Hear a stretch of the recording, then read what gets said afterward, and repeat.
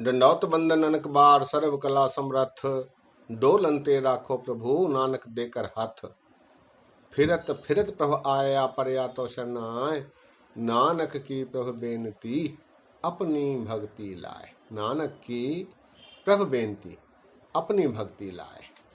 सत्कार योग सत्संग योग, वाहिगुरु जी का खालसा वाहिगुरु जी की फतेह। आइए आज 12 माह पर विचार साझे किए जाएं। 12 माह भारतीय साहित्य में एक रचना करने की विधा है जिसका उपयोग हमारे गुरुओं ने भी किया। 2 12 माह श्री गुरु ग्रंथ साहब जी में आए हैं। एक राग तुखारी में गुरु नानक देव जी महाराज द्वारा रचा गया, दूसरा राग माझ में श्री गुरु अर्जन देव जी महाराज जी ने 12 माह की रचना की। इसके अलावा 2 12 माह श्री गुरु गोविंद सिंह जी महाराज जी ने भी रचे हैं, जो कि उनकी रचना कृष्णावतार में है। आज गुरु अर्जन देव जी महाराज द्वारा माझ राग में जो 12 माह रचा गया है उस पर विचार आरंभ करते हैं। ये 12 माह पंथ में प्रचलित है। इसके 14 पद हैं। पहले पद में महाराज ने प्रश्न रखा है, समस्या रखी है, और अंतिम पद में उसका निवारण। महाराज कहते हैं, किरत कर्म के विछड़े कर कृपा में लो राम। हे परमात्मा, अपने पूर्वले कर्मों संस्कारों के परिणाम स्वरूप जीवात्मा परमात्मा से विछड़ी है। किरत कर्म के विछड़े कर कृपा में लो राम। हे प्रभु, कृपा करो, नाम का दान बख्शो ताकि प्रभु प्राप्ति सरल हो सके। अगले 12 पदों में अपनी कठिनाइयों का प्रदर्शन करते हुए किस प्रकार जीवात्मा परमात्मा से मिलती है उसके उपाय सुझाते हुए अंतिम पद में महाराज कहते हैं, जिन जिन नाम ध्याया तिनके काज सरे। जिसने भी प्रभु की सच्चे मन से आराधना की है, याद किया है, उसे गुरु के द्वारा परमात्मा की प्राप्ति हो जाती है। जिन जिन नाम ध्याया तिनके काज सरे, उनके कार्य पूरे हो जाते हैं। ऐसा इस वाणी में गुरु अर्जन देव जी महाराज ने दर्शाया है। आइए आज इसकी आरंभता करते हैं। पहले पद पर विचार साझे करते हैं। वाणी पर विचार करते समय बीच में 12 माह इस विधा के बारे, इसकी पृष्ठभूमि और इसके विशेषताएं आदि पर भी विचार करते रहेंगे। 12 माह माझ महला पंजवा, घर चौथा, एक ओंकार सदगुर प्रसाद। किरत कर्म के विछड़े कर कृपा में लहो राम। महाराज कह रहे हैं, किरत कर्म, किरत अर्थात उसके कृत, उसके काम। किरत कर्म के विछड़े, जिसके परिणाम स्वरूप जो संस्कार बने हैं उनके परिणाम स्वरूप जीवात्मा परमात्मा से विछड़ी है, प्रभु से विछड़ी है। किरत कर्म के विछड़े कर कृपा में लहो राम। हे प्रभु, कृपा करो, ताकि मिलाप हो सके। किरत करम के विछड़े कर कृपा मेलो राम, चार कुंट दह दिस भ्रमे थक आए प्रभु की शाम। महाराज कहते हैं चार कुंट दह दिस भ्रमे। चार कुंट अर्थात चारों ओर, दह दिस भ्रमे, दह दिस अर्थात दसों दिशाओं में। हे प्रभु, माया के वश होकर, भौतिक सुख सुविधाओं के वश में होकर चारों ओर और दसों दिशाओं में ये जीवात्मा भटक रही है, भ्रमण कर रही है, भ्रमित हो रही है। और ऐसा होने के पश्चात थक आए प्रभु की शाम। शाम कहते हैं शरण को।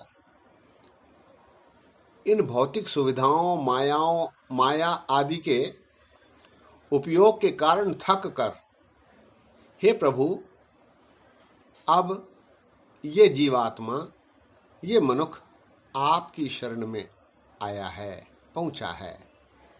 चार कुंट दह दिस भ्रमे थक आए प्रभु की शाम।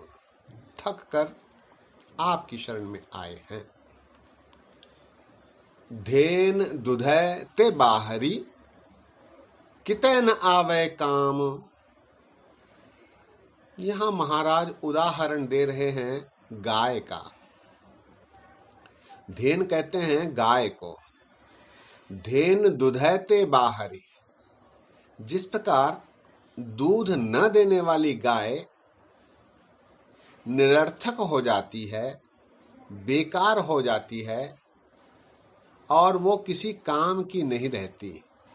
धेन दुधैते बाहरी कितै न आवे काम, वो फिर किसी काम की नहीं रहती।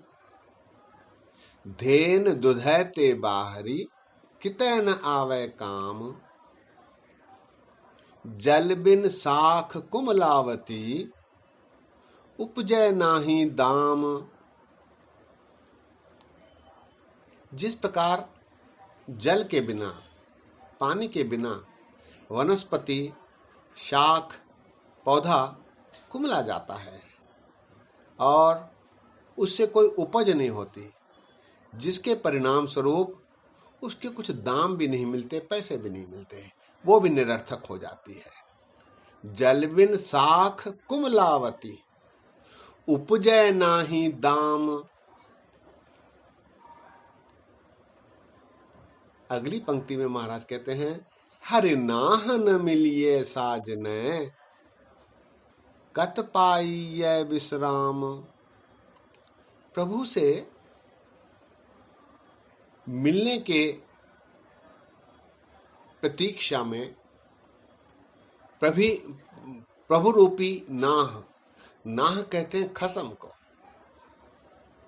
कड़क को, खसम को, परमात्मा रूपी खसम, खसम रूपी परमात्मा। हरि नाह, हरि, खसम रूपी हरि के न मिलने से साधन रूपी जीवात्मा को भला कैसे विश्राम मिल सकता है, कैसे आराम आ सकता है। हरि नाह न मिलिए साजने कत पाइये विश्राम। भला उसे आराम कैसे आ सकता है जीवात्मा को परमात्मा के बिना। हरि नाह न मिलिए साजने कत पाइये विश्राम। जित घर हरि कंत न प्रगटई भट्ट नगर से ग्राम। यहां महाराज कहते हैं कि जिस मनख रूपी घर में कंत रूपी परमात्मा का प्रगटावा नहीं होता, प्रकटीकरण नहीं होता, उपजते, जिस घर में कंत न हो, परमेश्वर रूपी कंत न हो, तो वो घर भट्टी के समान ग्राम भभकते हुए तपते हुए ग्राम के समान है। भट्टी कहते हैं भट्ट को। तपते हुए ग्राम के समान है। वह घर तपता हुआ भट्टी के समान है। जित घर हरिकंत न प्रगटई, भट्ट नगर से ग्राम। अर्थात जिस मन में प्रभु का प्रकटीकरण न हो, वास न हो, वो भट्टी के समान है। जित घर हरिकंत न प्रगटई, भट्ट नगर से ग्राम। सरब सिगार तंबोल रस, सन देही सब खाम। यहां महाराज उदाहरण देते हैं कि सिंगार, पान आदि, रस आदि के प्रयोग का क्या लाभ यदि प्रभु प्राप्ति न हो। इन सब श्रृंगार, तंबोल, रस आदि के प्रयोग का कोई लाभ नहीं, क्योंकि ये सारे नाशवंत हैं। खाम अर्थात नाशवंत। सर्व सीगार तंबोल रस, सण देही सब खाम। ये सब देही के साथ, शरीर के साथ नाश हो जाने वाले हैं। इनका क्या लाभ यदि ये कंत से मिलाने में सहयोग नहीं दे पाते हैं। सर्व सीगार तंबोल रस, सण देही, सने समेत, सण देही सब खाम। प्रभ स्वामी कंत विहूनिया, मीत सज्जन सब जाम। प्रभु के बिना, स्वामी रूपी, कंत रूपी प्रभु के बगैर सारे मीत सज्जन ऐसे प्रतीत होते हैं जैसे जाम के रूप में प्रतीत होते हैं, दिखलाई देते हैं। प्रभ स्वामी कंत विहूनिया, मीत सज्जन सब जाम। प्रभु के बगैर, कंत रूपी प्रभु के बगैर ये सारे मीत, सज्जन, दोस्त आदि ऐसे प्रतीत होते हैं जैसे कि वे जाम हैं। जाम अर्थात यम। प्रभ स्वामी कंत विहूनिया, मीत सज्जन सब जाम। अंतिम दो पंक्तियों में महाराज बेनती करते हैं, नानक की बेनंतियां, कर कृपा दीजय नाम। महाराज कहते हैं कि नानक बेनती करते हैं कि हे प्रभु कृपा करो, नाम दान बख्शो, नाम की बख्शीश करो ताकि प्रभु प्राप्ति हो। नानक की बेनंतियां, कर कृपा दीजय नाम। हरि मेल हो स्वामी संग प्रभ, जिसका नह चल धाम। हे परमात्मा, उससे मिलाप करवाओ, उस स्वामी से मिलाप करवाओ, उस कंद से मिलाप कराओ जिसका ठिकाना निश्चल है, अटल है, सदैव ही रहने वाला है, स्थिर है। हरि मेल हो स्वामी संग प्रभ, जिसका निश्चल धाम। निश्चल अर्थात अटल, धाम अर्थात ठिकाना। शब्द एक बार फिर, किरत करम के बिछड़े, कर कृपा में लह राम। चार कुंट दह दिस भ्रमे, थक आए प्रभु की शाम। धेन दुधैते बाहरी, कितैन आवे काम। जल बिन साख कुमलावती, उपजै नाही दाम। हर नाहन मिलिए साजनै, कत पाइयै विश्राम। जित घर हरिकंत न प्रगटई, भट्ट नगर से ग्राम। सर्व सीगार तंबोल रस, सण देही सब खाम। प्रभ स्वामी कंत विहूनिया, मीत सजन सब जाम। नानक की बेनंतियां, कर कृपा दीजय नाम। हरि मेल हो स्वामी संग प्रभ, जिसका निश्चल धाम। यहाँ महाराज कहते हैं कि दूध के बिना गाय जैसे है वैसे मनुष्य की परिस्थिति बनी है, जल के बिना जैसे पौधा है वैसी परिस्थिति मनुष्य की आज है।